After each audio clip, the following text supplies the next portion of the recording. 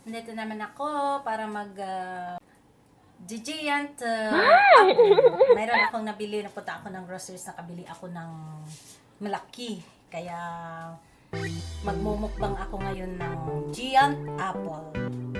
Yan, laki.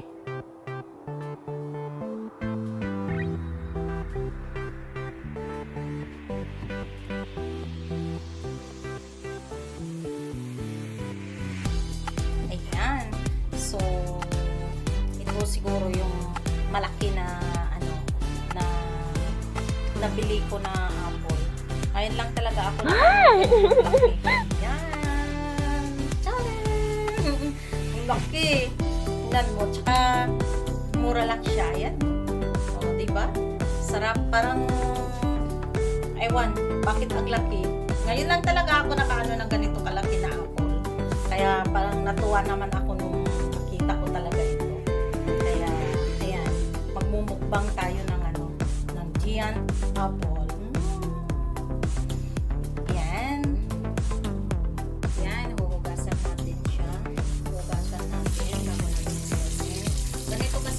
Dahil wala akong vegetable, yun nilalagay ko pag nabubugas ako ng prutas. So, nilalagyan ko yan ng asin. Asin lang yan talaga nilalagay ko pag nabubugas ako ng gulay or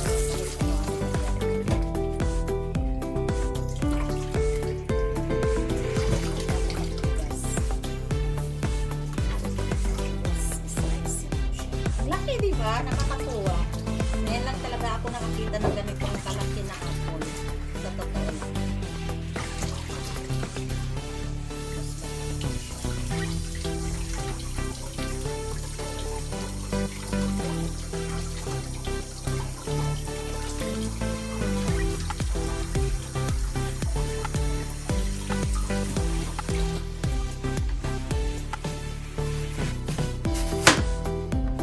Dahil wala akong apple slicer. So, gamit lang ako ng kutsilyo. Ganito lang ako. O diba? Isang piraso lang yan, pero ang dami.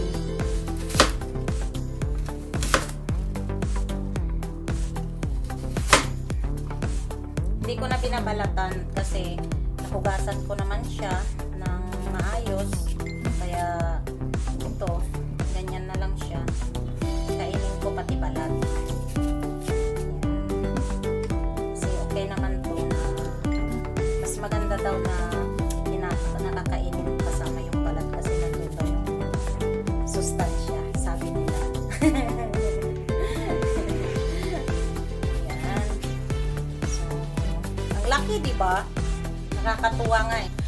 Yan. Tapos na. So, ngayon, ready to eat. Yan. Kain tayo. Yan. Kain tayo. Mukbang. Apple mukbang. Ito lang siya. Isang piraso, pero isang plato na yung yung nahiwa. O, diba? Yan. Let's eat!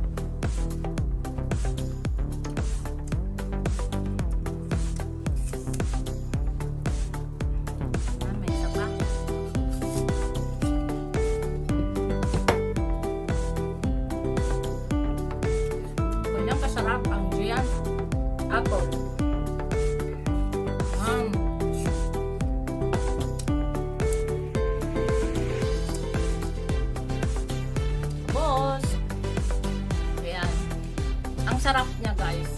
Kaya sa akin, Marites Tagabi Vlog.